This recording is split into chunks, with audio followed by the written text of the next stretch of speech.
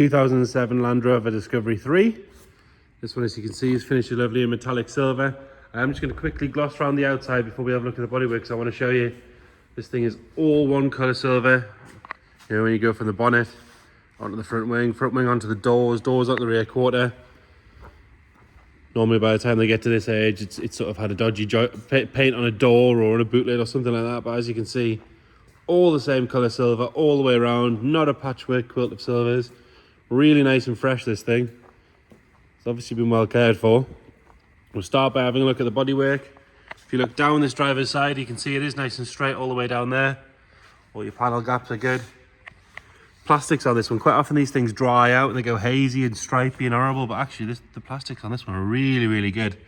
Tiny little scratch on the front of this arch. It's got the larger 18-inch 5-spokes, and I believe they're matching Davanti sort of on-road, off-road tyres. They're a really good tyre, actually, these all-terrains. Loads of tread left in those as well. We'll check them as we go around, but I believe they're matching. Front wheel, lovely and clean and tidy. There's no sign of any curb marks at all on that. Again, these plastics, these quite often go a bit milky and horrible, but these are lovely and clean all the way around there. As is that whole sill cover area. It's not been sort of off-roading and bounced off a curb or a tree or anything like that. Nice and tidy coming up this A-pillar. Driver's door itself, it's all good. We've got one very, very tiny little scuff there, which looks like it would polish straight out. That is me being extremely picky there. Nice and clean around the wing mirror. Again, like I say, all the handles, all the plastics, really, really good all the way along. It's got a little bit of bubbling in this rear trim, which is quite common on these Discovery 3s. It's sort of got metal inside that trim. You can buy replacements from places like Brit Part and all that sort of stuff. They're quite easy to do. Does make a big difference. The front one's fine, it's just this back one. It's got a fitted set of wind deflectors as well. Nice and clean coming down that rear door. And again, another Davanti all-terrain tyre, another really clean wheel. Inside the arches are lovely and tidy. I don't think it spent much time on green lanes or on farmers' fields or anything like that. It's nice to see one with clear glass as well. It looks so much fresher and cleaner with clear glass. Coming down this side, again, we'll have another look up on this side. Nice and straight all the way up. It is lovely and clean. The roof, all nice and straight and tidy up there. Round onto the rear. Just let that train go past. There you go, sorry about that. Nice and clean on both tail lights, bright. There's no sign of any moisture or cracking or anything in those. And again, this rear bumper sits lovely and straight. We've got parking sensors in there, and we've got a proper fitted tow bar fitted into the Land Rover sections. And then you've got your electrics behind you, and the cover is still there. They are always missing, but the cover's still there. It's always a good sign, that, for me. There's not really any marks on the rear to note at all. We've got one tiny little mark in the paint just there. Camera will barely show that up. Other than that, really nice and tidy. And then coming around up the passenger side, again up the side, nice and straight, not full of filler. Lovely and tidy all the way around. Again, the plastics are nice and neat. There's not really any marks I can find to whinge about. Trim on this side, that's all nice and tidy on the rear one. You've got a tiny little bubble just starting on the front one, so it wants driver's rear and a front passenger. It's actually easier just to change the whole lot. It's a really quick job.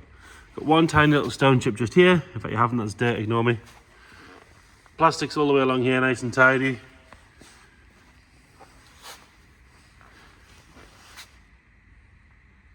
Really nothing at all to whinge about on the bodywork, lovely and tidy. And then you've got Davanti tyres, sorry I've missed that rear one. Davanti all-terrain on the rear, again, lovely clean wheel. Loads of tread left on the tyre. And Davanti all-terrain on the front with another really clean alloy wheel. Coming around up the front, headlights are nice and clear and bright. Don't need polish, which is unusual for one of these. Again, no sign of any cracks or moisture. Lower half of the bumper's all nice and tidy. Even that lower bit of trim is still there. Normally they've gone missing by now. Along the grille, all nice and tidy. You've got one or two little stone chips and a couple on the leading edge of the bonnet, as you'd expect, but actually generally very, very good. And the bonnet itself, lovely and straight, not full of ripples or anything like that. So bodywork wise, really fantastic condition. They're normally sort of a dent here and a gouge there, but really, really good. Moving on to the interior, and again, for the age and the mileage, I mean, even for a car on half this mileage, you'd consider this good. Lovely and clean on the door cards. All the switch gears nice and neat. It's not worn out or anything like that. Driver's seat. Lovely and tidy. These cloth ones on the GSs are one of the comfiest seats I think you can ever get. They're brilliant. Really, really good on that bolster.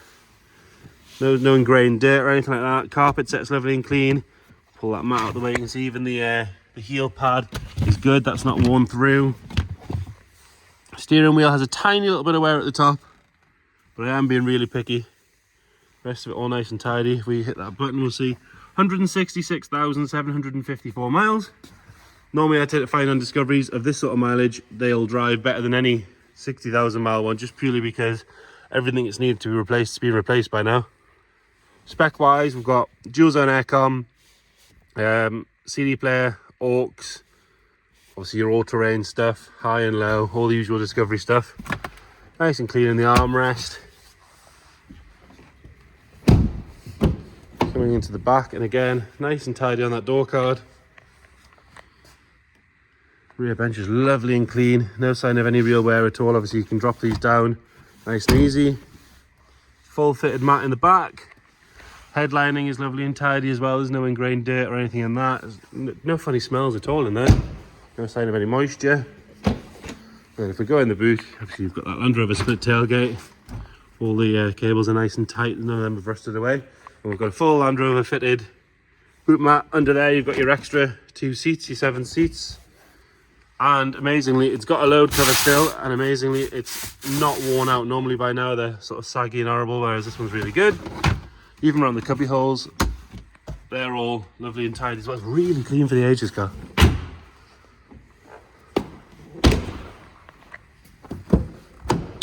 And then going into the rear on the passenger side, nice and tidy on the door card. Again, I have to say this rear bench doesn't look like it's been used hardly at all. Backs of the seats are good. These are not pulled out or stretched by kids or anything like that.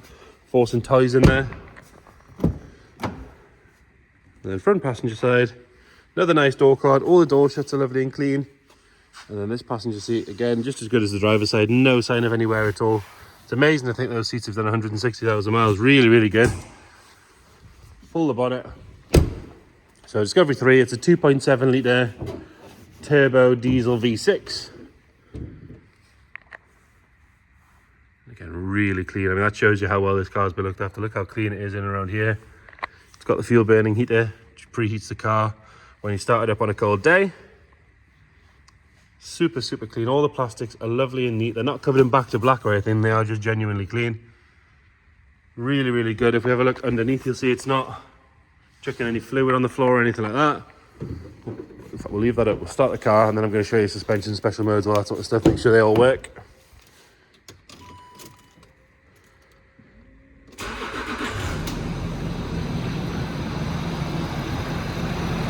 Lovely and smooth, quiet, no nasty rattles or noises or anything like that.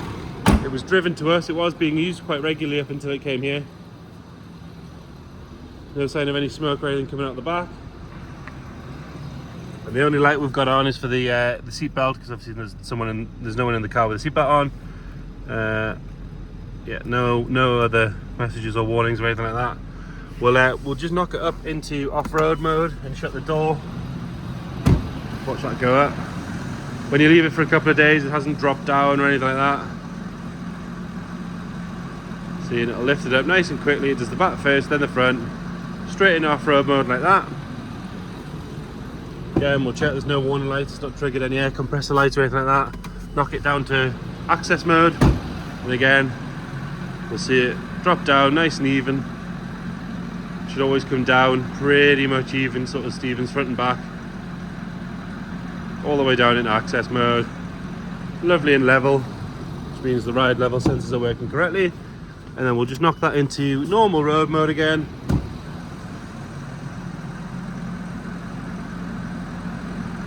And there we go, up it goes. Back to road mode. Like I say, it doesn't seem to drop overnight, anything like that. I've noticed I've missed this little mark. There's a little chip in the paint just down the bottom there. We've missed. So make sure we show you everything we can. And if we jump in here, we'll put it in neutral and select low range. Straight away, low range selected. It's illuminated the low range light to tell me I'm in it. No warning lights or anything triggered from that. Go back up into high range, again, no problem at all. Put it back in park, it'll let me select all of the modes. No problem at all. And more importantly, we'll check the electric handbrake because we just don't want them to be squealing. That's come on, no problem at all. Park and brake lights straight on there. Nice and happy. So there you go. 2007 2.7 litre diesel Discovery. If you've got any questions at all, please let us know. Thank you.